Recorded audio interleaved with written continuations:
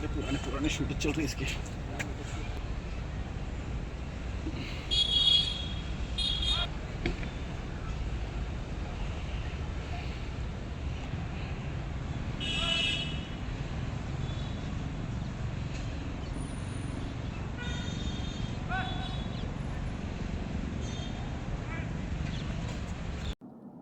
आपल्याला सर्वांनाच माहिती आहे की 2025च्या नोव्हेंबर आणि डिसेंबर महिन्यामध्ये गोंदिया जिल्ह्यामध्ये मोठ्या प्रमाणात नक्षलवाद्यांनी आत्मसमर्पण केले.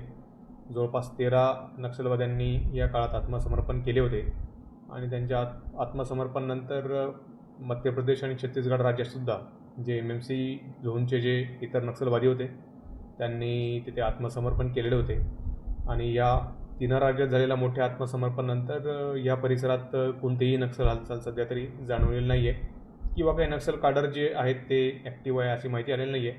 जेवढे नक्षल काडर आपल्या रेकॉर्डवरती होते आपल्या 3 राज्यांच्या तेवढ्या सगळ्या काडर्सने तिथे सरेंडर केलेलं आहे. त्यामुळे सध्या कोणतेही ॲक्टिव्ह नक्षल या भागामध्ये नाही आहेत. 13 नक्षल जे आहेत ते सध्या आपले पोलीस मुख्यालयामध्ये तिथे राहत आहेत.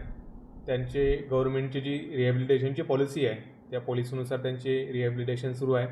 त्यानुसार त्यांना केंद्राचे आणि राज्य सरकारचे विविध लाभ दिले जातात. म्हणजे मॉनिटरी कम्पेन्सेशन असेल किंवा त्यांचे रहिवासी प्रमाणपत्र आधार कार्ड तयार करून देणे असेल, त्या कागदपत्रावरून त्यांना विविध प्रकारचे कोर्सेस करायला मदत करणे, अशा प्रकारे त्यांचे रिहॅबिलिटेशनचे काम सध्या सुरू आहे जेणेकरून त्यांना मुख्य प्रवाहामध्ये येता येणार. म्हणजे ते त्यांना जे मुख्य प्रवाहात आपण आणत आहोत त्याचाच एक भाग आहे की त्यांनी जे दैनंदिन आपलं आयुष्य आहे ते सामान्य नागरिकासारखं जगावं या प्रयत्नांचाच भाग म्हणून ज्यांची लग्न करायची इच्छा त्यांचं आपण लग्न पण करून दिलं आहे आणि इतर पण गोष्टी आपण त्यांना आता शिकवत आहोत. जे रोजगार असेल, शेती असेल, ते आपण त्यांना प्रशिक्षण देत आहोत. त्यामध्ये आदिवासी समाजांना काय आव्हान करणार सर नक्षल क्षेत्रामध्ये राहतात ते?